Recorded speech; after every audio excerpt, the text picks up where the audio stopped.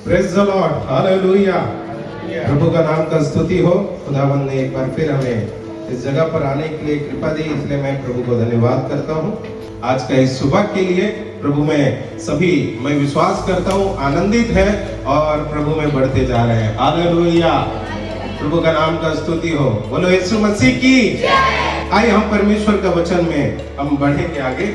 भजन का किताब 20 अध्याय 1 से 9 वचन, ये 9 वचन का ये अध्याय है। और ये भजन की पूरी पुस्तकों को जब आप पढ़ेंगे तो मुझे ओवरऑल एक चीज समझ में आने वाला कि ये सारी गवाहियां हैं। बहुत कुछ है, लेकिन और एक चीज मुझे समझ में आता है, ये सारी टेस्टिमनी है, गवाही है। परमेश्वर ने लोगों को कैसे और कब किस प्रकार से छुड़ाया, उन सारी चीजों का एक बड़ा गवाहियों का एक बड़ा बादल है। हालेलुया। आप भजन का किताबों को पढ़ेंगे, आपका विश्वास और निरंतर बढ़ते जाएगा। किस प्रकार परमेश्वर अपने लोगों को, अपने जन को कैसे, कहां, किस विपत्ति से छुड़ाया, उसके बारे में लिखा हुआ है। कैसे वो परमेश्वर को धन्यवाद देते हैं। यहाँ भी इस अध्याय में 3 भाग हैं। पहला 1 से 6, 6 से 8 और लास्ट 9 वचन। 1 से 6 में यहाँ पर एक ऑफरिंग है, an offering of their prayer, उनकी प्रार्थना की भेंट है। 1 से 6 वचन में। 6 से 8 में उनका जो आत्मविश्वास है उसका एक पुष्टि है, खातरी है, भरोसा है, ऐसा है। तीसरा है परमेश्वर पर निर्भरता है इंसानों का, ये भजनकार का।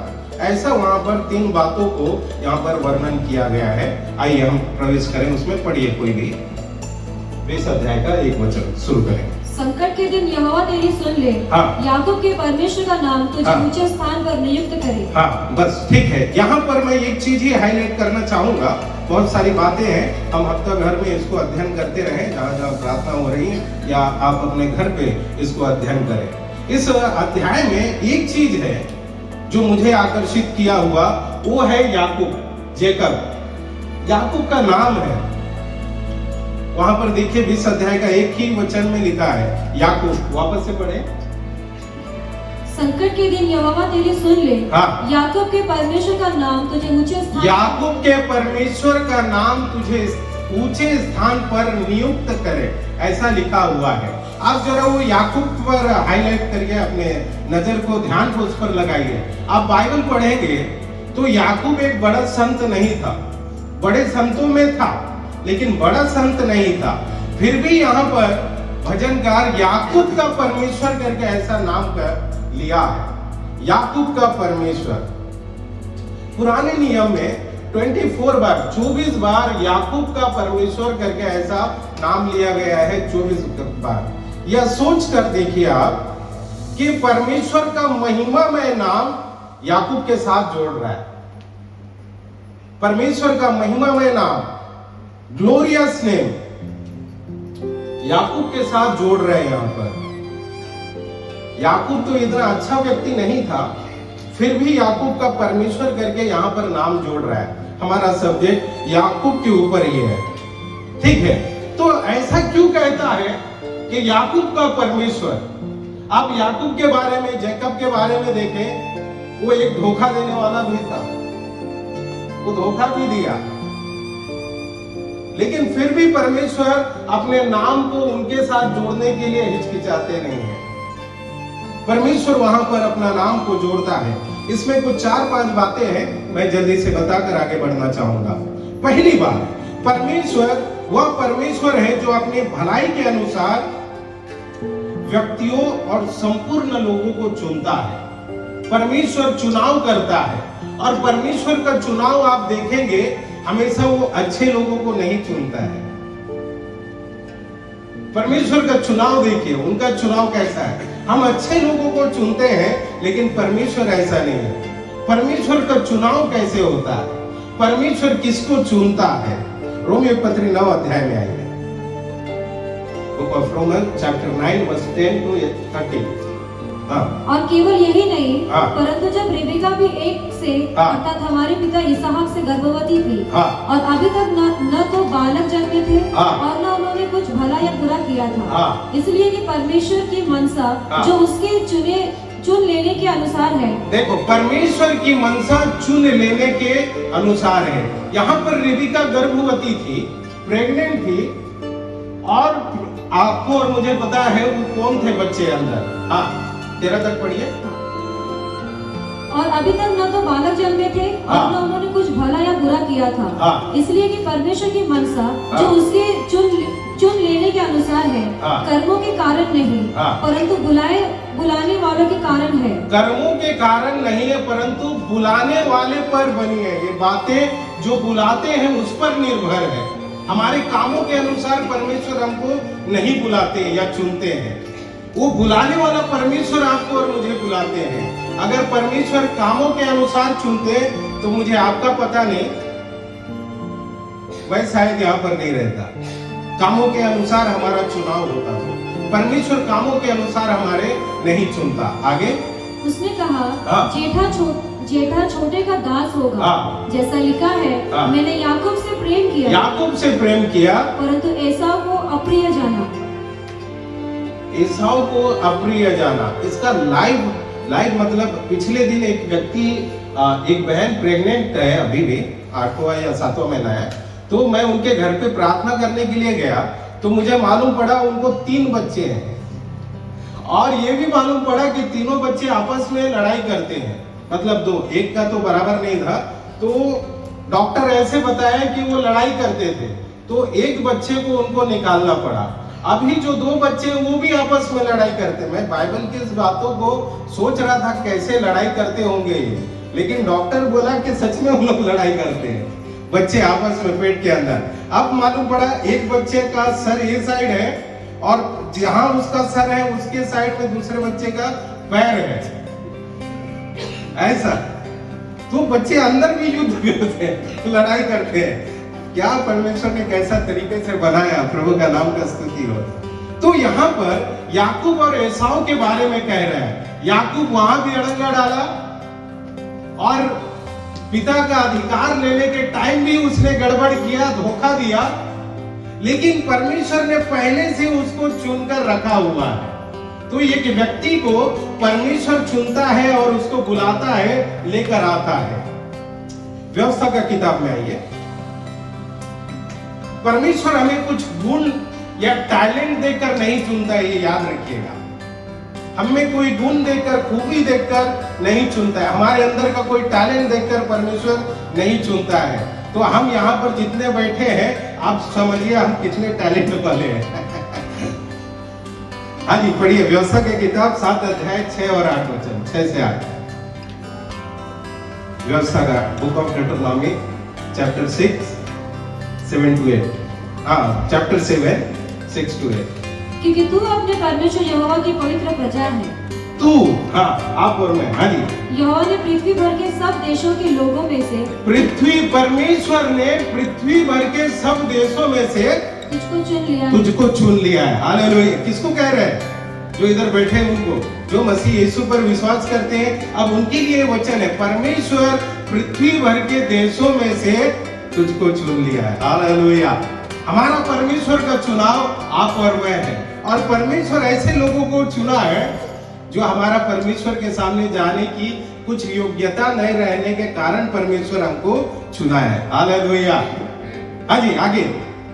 क्योंकि तू अपने परमेश्वर यहोवा की पवित्र प्रजा है। हाँ। यहोवा ने पृथ्वी भर के सब देशों के लोगों में से तुझको चुन लिया है। हाँ। कि तू उसकी प्रजा और निज धन ठहरे। हाँ, परमेश्वर का प्रजा और निज धन, खास, एकदम खास ठहरे। और किधर से चुनाव किया है? पृथ्वी भर से। पृथ्वी भर के सारे देशों में से आपका और मेरा चुनाव है। कोई साधारण बात नहीं है। एक भी हालेलुया नहीं आया। मुझे लगता है आप इधर आके गलती किया, इसलिए चुपचाप है। हमारा चुनाव है। हाँ जी। यहोवा ने जो तुमसे स्नेह करके तुमको चुन लिया। परमेश्वर ने कैसे चुना? प्रेम करके चुना। जब उन्होंने हमसे प्रेम किया है तो हम भी एक दूसरे से प्रेम करना न छोड़े। वो कांटा वाला बात निकाल देना। शरीर का कांटा वाला। हाँ, इसका कारण यह नहीं था। एक भाई का याद आया मुझे, उसको बोला भाई तुम्हारे बीच से नफरत जाता क्यों नहीं? उन्होंने उत्पत्ति का किताब कोट किया और कहा परमेश्वर ने वो मिट्टी से बनाया ना जिसमें ऊंट कटारे उगते हैं, वही मिट्टी से मैं बनाऊं, इसलिए ऊंट कटारे अभी भी उग रहे हैं। हाँ जी, चलिए। हाँ, इसका कारण यह नहीं था कि तुम गिनती में और सब देशों के लोगों से अधिक थे, किंतु तुम तो सब देशों के लोगों से गिनती में थोड़े थे। परमेश्वर का चुनाव थोड़े लोगों से है, और चुनाव थोड़ों से करता है, कम लोगों से, और बहुत बढ़ाता है जो दुनिया में परमेश्वर का महिमा कर पाए। हालेलुया। परमेश्वर का चुनाव ऐसा है, परमेश्वर अपनी भलाई के अनुसार हर एक व्यक्ति को चुनता है। नंबर 2, दूसरी बात, वह अनुग्रह का परमेश्वर है, याद रखिए। हमारा जो उद्धार भी होता है, तारण जो मुक्ति हमने जो पाया है, हमारे आत्मा का जो छुटकारा हुआ है, वो हमारे भले कामों के अनुसार नहीं, परंतु परमेश्वर का अनुग्रह से हमारा उद्धार है। बुक ऑफ इफिसियों की पत्री, book of Ephesian chapter 2 verse 8 और 9 पढ़िए। इफिसियों की पत्री 2 अध्याय का 8 और 9 वचन। वह अनुग्रह का परमेश्वर है जो लोगों को उनके भले कामों के अनुसार नहीं, परंतु परमेश्वर अपने अनुग्रह से उन्हें छुड़ाता है, अलग करता है। हाँ जी, क्योंकि विश्वास के द्वारा अनुग्रह ही से तुम्हारा हमारा उद्धार का कारण है, अनुग्रह से हमारा उद्धार हुआ है, और यह तुम्हारी ओर से, ये तुम्हारी ओर से नहीं है, परमेश्वर का दान है। परमेश्वर का दान है, गिफ्ट ऑफ गॉड। हम बाइक वगैरह में लिखते हैं, लेकिन हमारे शरीर में लेके इधर लटका के घूमना चाहिए, ये गिफ्ट ऑफ गॉड है। ये परमेश्वर का अनुग्रह से हमारा तारण उद्धार हो गया है। हालेलुया। हमारे कर्मों के कामों के अनुसार नहीं, हमारे कुछ अच्छे कामों के अनुसार नहीं, परंतु परमेश्वर का अनुग्रह से, by the grace of God. ये बात को जो व्यक्ति समझता है ना, ये परमेश्वर कौन है, मैं सच्ची मान से बोलता हूँ, उसके जीवन में आंधी तूफान आएगा लेकिन परमेश्वर से पीछे नहीं हटेगा। और आप इतने लोगों को जो देखते हैं, मैं भी प्रार्थना में जाता था, ऐसे लोगों को आप देखेंगे तो आप समझना इस व्यक्ति ने परमेश्वर को जैसे चखना चाहिए था नहीं चख पाया। हालेलुया। कोई जीवन का सोता के पास बाहर जाकर प्यासा रह सकता है क्या? कोई नदी के पास जाकर उधर जाकर बोले मैं प्यासा हूँ, मतलब उसने देखा नहीं है वो कौन है, उसने जाना नहीं है वो नदी कौन है। हालेलुया। वो बहता नदी है प्रभु यीशु, और जहां से कहीं से गुजरता है, जिसके पास जाता है उसको पूरी तरीके से सींच लेता है। हालेलुया। नंबर 3, मैं जल्दी जा रहा हूं। नंबर 3, तीसरी बात, भजन का किताब 89 में है, मैं यहोवा की सारी करुणा के विषय सदा गाता रहूंगा। हाँ। और मैं तेरी सच्चाई पीढ़ी से पीढ़ी तक बताता रहूंगा। हाँ। क्योंकि मैंने कहा तेरी करुणा सदा बनी रहेगी। देखिए, परमेश्वर है जो मनुष्यों को बुलाता है, और आप देखना ये पीढ़ी अच्छे पवित्र रहेंगे, लेकिन सेकंड पीढ़ी जो सेकंड जनरेशन है, दूसरी पीढ़ी आने वाला इतना परमेश्वर का भय नहीं मानते। कभी कभी मैं सोचता हूं, मुझे माफ करना, कभी कभी सोचता हूं जो अभी के समय जो माँ बाप है, पास्टर के समय में, मैं शायद ऐसा बोल सकता हूं पास्टर के जनरेशन में, तो मेरे जनरेशन में शायद इनसे बढ़ के रहे तो बहुत मजा आ जाएगा। हालेलुया। तो बच्चे जो है, हमारा सेकंड जो पीढ़ी है, माता पिता से बढ़कर अच्छे होना चाहिए, उनके बराबर नहीं होना चाहिए, उनसे बढ़कर अच्छे होना चाहिए, लेकिन ऐसा नहीं होता। और कई बार आपको इस बात को मिलेगा, वापस जरा पढ़ना, भजनकार क्या कहते हैं उस पर जरा ध्यान देना। मैं यहोवा की सारी करुणा के विषय सदा गाता रहूंगा। सारी करुणा के विषय, उनका मर्सी, उनकी दया के विषय मैं हमेशा गाता रहूंगा, और मैं तेरी सच्चाई पीढ़ी से पीढ़ी तक बताता रहूंगा। पीढ़ी से पीढ़ी तक बताता रहूंगा। और क्योंकि मैंने कहा तेरी करुणा सदा बनी रहेगी। तो स्वर्ग में अपनी सच्चाई को स्थिर रखेगा। तूने कहा मैंने अपने चुने हुए से वाचा बांधी है। मैंने अपने दास दाऊद से शपथ खाई है। देखिए, परमेश्वर और एक चीज करने वाला परमेश्वर है। उन्होंने प्रॉमिस किया है, वाचा बांधा है। हम ये पीढ़ी अच्छा न रहने के कारण यहाँ पर परमेश्वर क्या कहते हैं, मैंने दाऊद से क्या बांधी है, शपथ खाई, वाचा बांधा है। परमेश्वर अपने कवनेंट, अपने वाचा के अनुसार वो सेकंड पीढ़ी, आने वाले पीढ़ी को आशीर्वादित करता है या उनको फलवंत करता है। परमेश्वर इसलिए आशीष देता है। कभी कभी हम सोचते हैं अरे मुझ में कुछ है ही नहीं, फिर भी परमेश्वर ने आशीष दिया। ये क्यों होता है मालूम है? परमेश्वर ने ये वाचा बांधा है, ये प्रतिज्ञा किया है, प्रॉमिस किया है कि मैं तुझे और तेरे बाद तेरी पीढ़ी को आशीष दूंगा, ब्लेसिंग दूंगा करके। परमेश्वर उस ब्लेसिंग को रोकता नहीं। भले हम पाप में हो सकते हैं, हम भले बुराई करने वाले हो सकते हैं, लेकिन परमेश्वर ने आपका एक पीढ़ी से वाचा बांधा हुआ है। हालेलुया। और वो परमेश्वर हमारी खूबी, हमारी कमी घटी, हमारे पाप के कारण उस आशीष को रोकता नहीं है, परंतु उस आशीष को भेजता है क्योंकि उन्होंने हमारे पूर्वजों से वाचा बांधा है, उन्होंने पूर्वजों से प्रॉमिस किया है। परमेश्वर ऐसा परमेश्वर है जो हमारी भलाई को देखकर, अच्छे कामों को देखकर आशीष नहीं देता है, परंतु वो परमेश्वर वाचा का, प्रॉमिस का परमेश्वर है जो हमें सब कुछ बहुत से देता है। उत्पत्ति की किताब में आइए, 28 अध्याय, book of Genesis chapter 28 verse 15।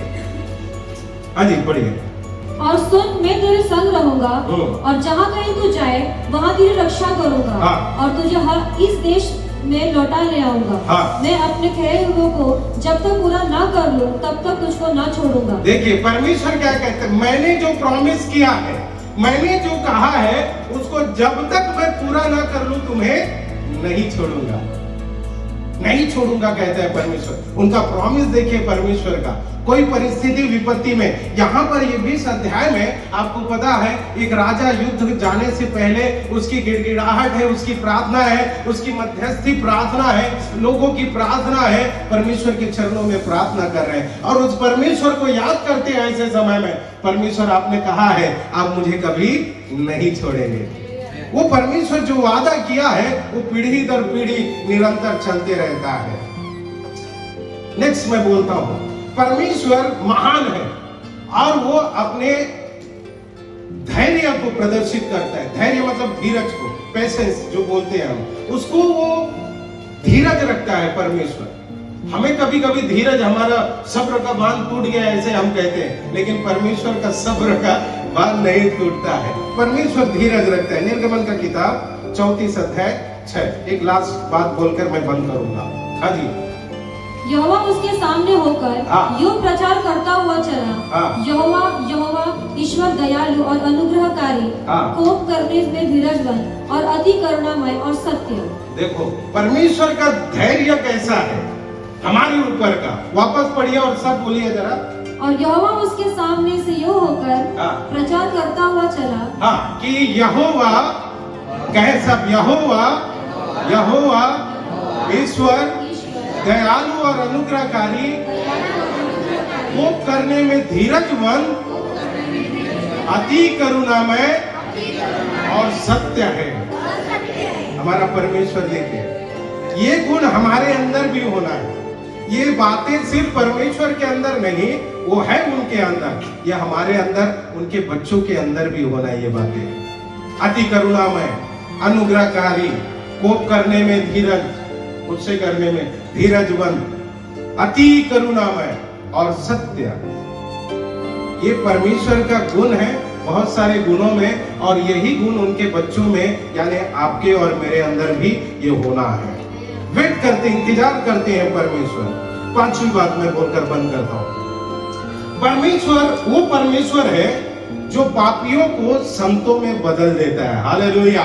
जो पापी हैं उनको संत बनाता है परमेश्वर, उसे पवित्र करता है। ये परमेश्वर का और गुणों में से एक गुण ये भी है कि परमेश्वर पापियों को संत या पवित्र बनाने वाला परमेश्वर है। उत्पत्ति की किताब में आइए, उत्पत्ति का किताब 32 अध्याय 24 से 28 तक पढ़िए। और याकूब आप अकेला रह गया, तब कोई पुरुष आकर कोप फटने तक उसके मल युद्ध करता रहा। जब उसने देखा कि मैं याकूब पर प्रबल नहीं होता, तब उसकी जांघ की नस को छुआ और याकूब की जांघ की नस उससे मलयुद्ध करते ही करते चढ़ गई। तब उसने कहा मुझे जाने दे, क्योंकि भोर होने वाला है। याकूब ने कहा जब तक तू मुझे आशीर्वाद न दे तब तक मैं तुझे जाने न दूंगा। और उसने याकूब से कहा तेरा नाम क्या है? उसने कहा कहा याकूब, तब उसने कहा तेरा नाम अब याकूब नहीं परंतु इज़राइल होगा, क्योंकि तू परमेश्वर से और मनुष्य से भी युद्ध करके प्रबल हुआ है। हाँ, देखिए यहाँ पर याकूब धोखेबाज, एक पापी व्यक्ति, लेकिन जब वो परमेश्वर की दया में, अनुग्रह में परमेश्वर के पास जब आता है, परमेश्वर वो याकूब को इज़राइल करता है। हालेलुया। यानी एक पापी व्यक्ति को परमेश्वर संत बना देता है या पवित्रताई में लेकर आता है, और ये सब परमेश्वर अपनी दया, अपनी करुणा, और वो सत्य परमेश्वर है, हमारे पूर्वजों से उन्होंने वाचा बांधा है, इसलिए करता है। आइए अपने स्थान पर खड़े हो जाएं, इन बातों को याद रखें। मैं 5 बातें बोला है। पहला बात, परमेश्वर वह परमेश्वर है जो अपनी भलाई के अनुसार व्यक्तियों को संपूर्ण लोगों से या पूरी जगत से चुनता है, कोई गुण देखकर नहीं। नंबर 2, दूसरी बात, वह अनुग्रह का परमेश्वर है जो लोगों को उनके भले कामों के अनुसार नहीं, परंतु परमेश्वर जो प्रेम करता है उसके अनुसार चुनता है। नंबर 3, परमेश्वर वह है जो अपने लोगों को उनके निष्फलता के, विफलता के बावजूद भी परमेश्वर अपनी प्रतिज्ञाओं को, प्रॉमिसेस जो हमसे किया है, उसे याद कर कर हमें आशीष देता है। नंबर 4, परमेश्वर वह धैर्य प्रदर्शित करता है, वो जो धीरजवंत है, विलंब से कोप करने वाला परमेश्वर धीरजवंत है। नंबर 5, वो परमेश्वर है जो एक पापी को संत में बना देता है, या पवित्रताई में लेकर आने वाला परमेश्वर है।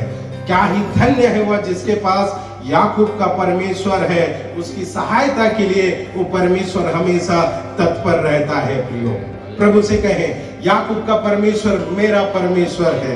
वो परमेश्वर याकूब का परमेश्वर कहने से नहीं लजाता है, वो परमेश्वर मेरा भी परमेश्वर है, और मेरा परमेश्वर बोलने से वो परमेश्वर लजाता नहीं है।